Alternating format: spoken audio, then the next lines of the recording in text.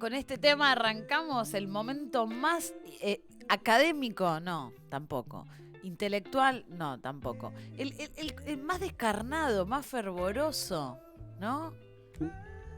Bueno, ya veremos, ya encontraremos la palabra que define entonces el segmento más esperado por nosotros, el pensador, con nuestro amigo Álvaro Rutia. Buenas noches, compañero, amigo.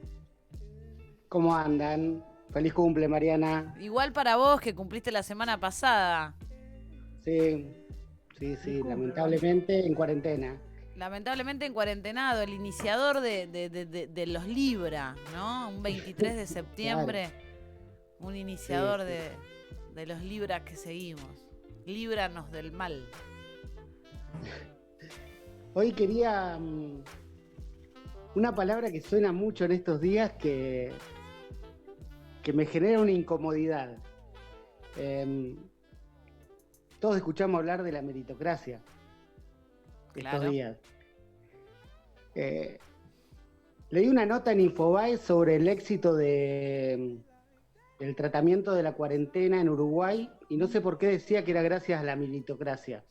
Nunca entendí. Mira, Y después, toda la defensa de la democracia, de la meritocracia que hacen determinados sectores, que primero, o sea, ¿qué es la meritocracia? No sé si alguien se lo pregunta. Sí, yo sí, ¿eh? Eh, por definición, uno busca Wikipedia, cualquier enciclopedia, es el gobierno de los que hacen, de los que son los que más méritos tienen. claro.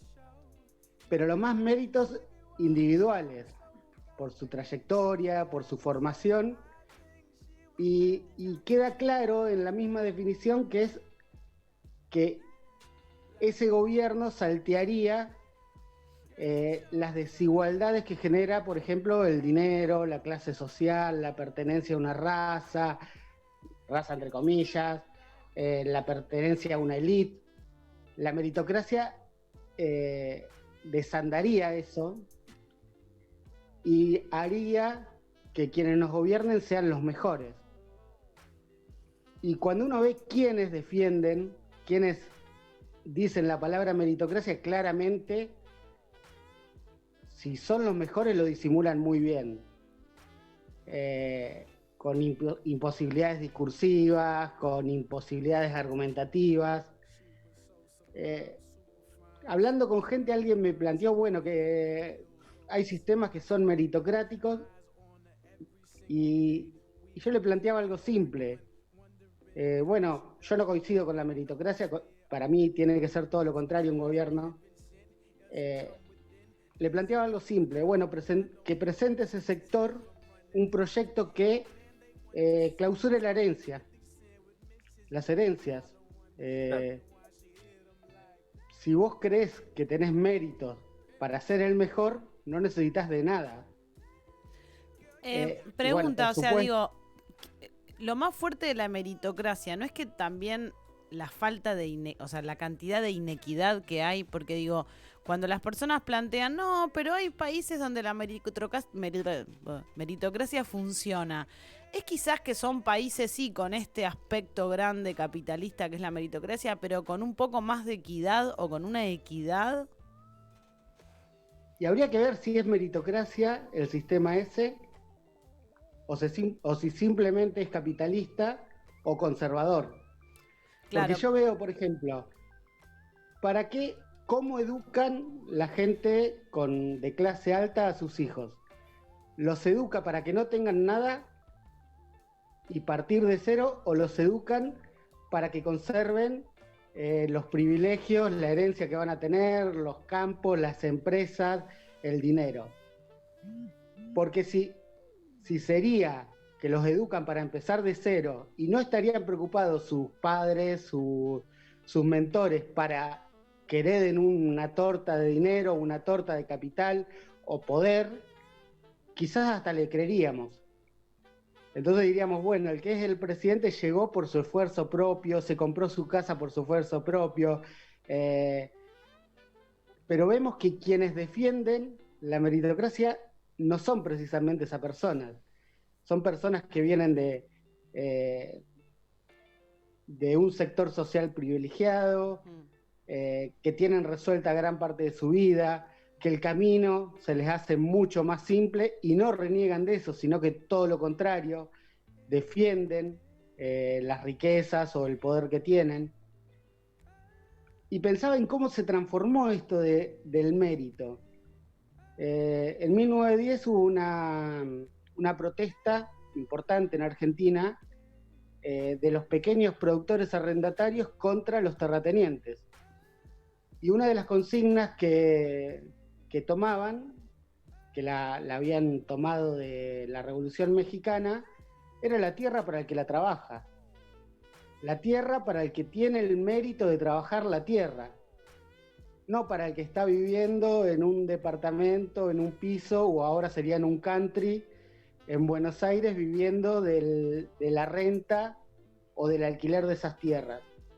¿Quién tiene el mérito para poseer la tierra? ¿El que la trabaja o el que la hereda? Y lo complejo, cuando interpelé a muchas personas, es que, primero, creen en el mérito individual, pero a su vez creen en la herencia del mérito. ¿Cómo no le voy a heredar a mi hijo si yo hice todo para heredarle? Y ahí es donde el argumento se quiebra y lo que se esconde es más un sistema de castas casi. Y cuando hablamos de meritocracia en realidad es para que no haya oportunidades para todos. O sea, para que la desigualdad, el punto de partida desde el que todos surgimos, no sea el mismo. El 23 de septiembre fue el Día de las Bibliotecas Populares.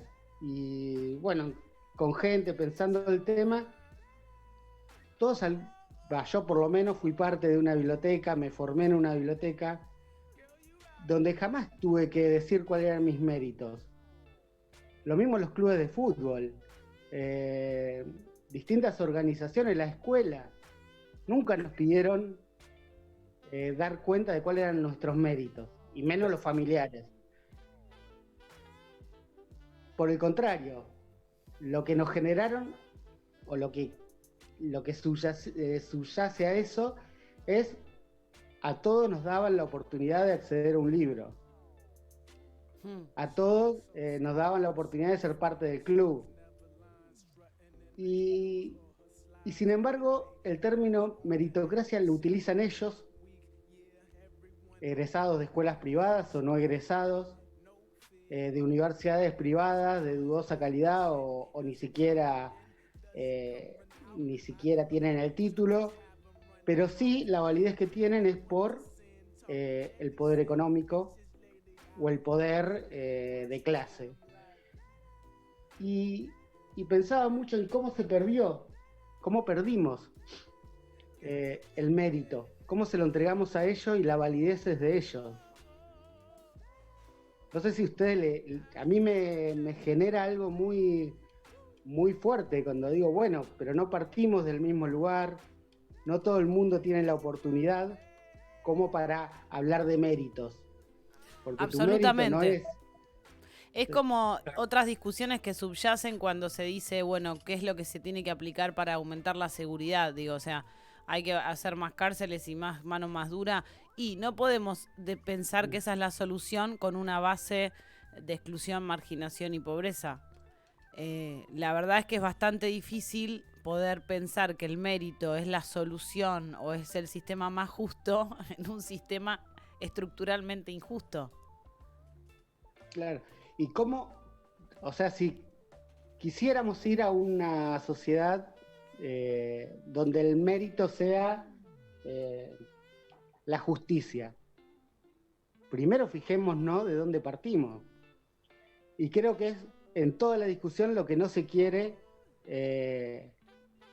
visibilizar. Por el contrario, el que es pobre es porque hizo todo para ser pobre. Claro. El que es rico es porque merece ser rico. Y todos, bueno, los que venimos de la educación pública, sabemos que ahí se rompe eso, se quiebra. No todos tenemos la oportunidad de ir, es real, pero una vez que estamos y tenemos la oportunidad de hacer el tránsito de la educación pública, sabemos que no importa qué apellido tenga, qué capital tenga, y los mismos sectores que defienden el mérito son los que un poco le declaran la guerra a esta igualdad, a esta oportunidad para todos. No me conviene.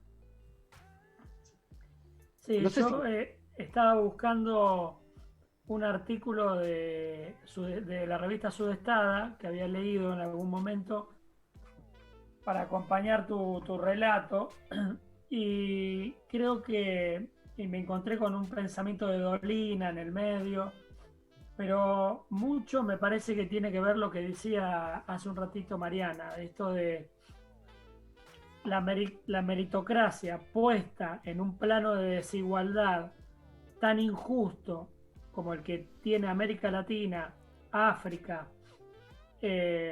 y bueno, el mismo seno del capitalismo como Estados Unidos, con el afroamericano y el latino, es hablar de un piso tan pero tan bajo, en donde el albañil, que es el que construye la casa, no tiene casa. Entonces, es muy probable que el término meritocrático sea como hasta forzado para justificar el gobierno de los dueños, ¿no? Esto del gobierno de los CEOs o el gobierno de yo justifico todo mi quehacer porque finalmente me lo merecí.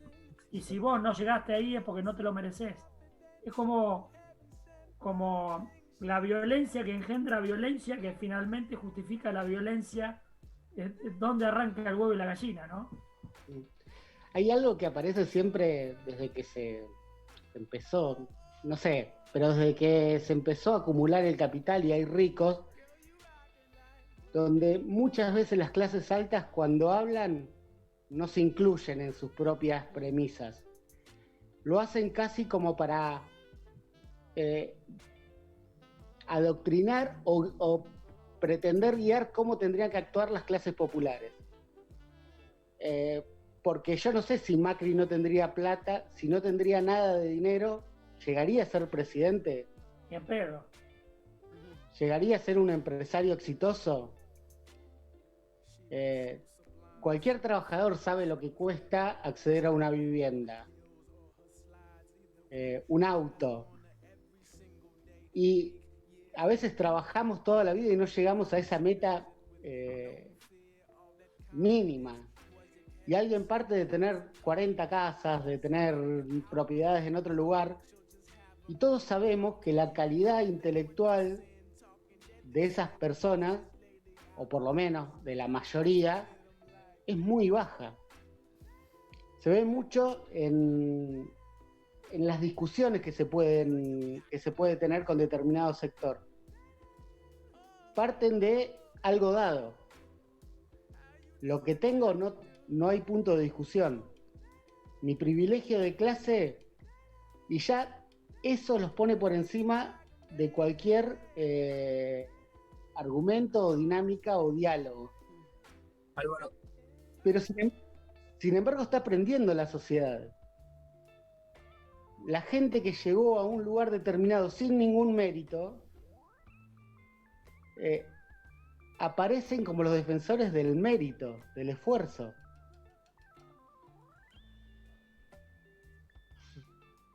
Alexis, estaba pensando en esto cuando decís algo dado, no es solamente lo monetario o algo dado que heredan, sino también tienen algo dado que es un pensamiento, ¿no? Entonces, y no hay por eso también es tan pobre y tan bajo este pensamiento o esta discusión que uno también puede tener, porque no han tenido construcción tampoco, sino que se han quedado con la verdad que le dieron y eso quedó. Entonces digo, hay algo que tiene que ver con lo material y con lo heredado, pero también heredan un pensamiento, lo cual es muy peligroso, no tener una construcción propia de pensamiento, ¿no? Claro. Y pensando en lo que pasó con Facundo, que hoy volvió con el resultado de la autopsia, hay sectores que heredan la seguridad de que no le va a pasar jamás lo que le pasó a Facundo. De que, o sea, todo lo vemos, violar la cuarentena, hacer una fiesta en un country, van, te ponen la sirena y se van todos corriendo y nadie va preso, y todos saben que a nadie le va a pasar lo que le pasó a Facundo Castro. Hay un pensamiento y una certeza de base, de saber que están en otro lugar, de que pertenecen a otro mundo.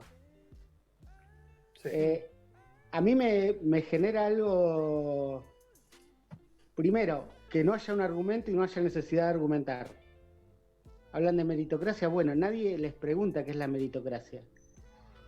Después que sus propias acciones parecen la ley moral, son Dios. ¿Cuántos empresarios conocemos que dicen yo doy trabajo? A mí el Estado no me cuida y yo doy trabajo. O sea, como si fueran altruistas, son Jesús, porque dan trabajo. ¿Y el trabajador qué es? Alguien que recibe calidad. Claro, que vos va a tu casa, recibe tu plata y se va. Digamos, no hace nada para que vos lo contrates. Es muy interesante, Álvaro, esto de que en marzo o al principio de la pandemia estuvo en jaque el capitalismo.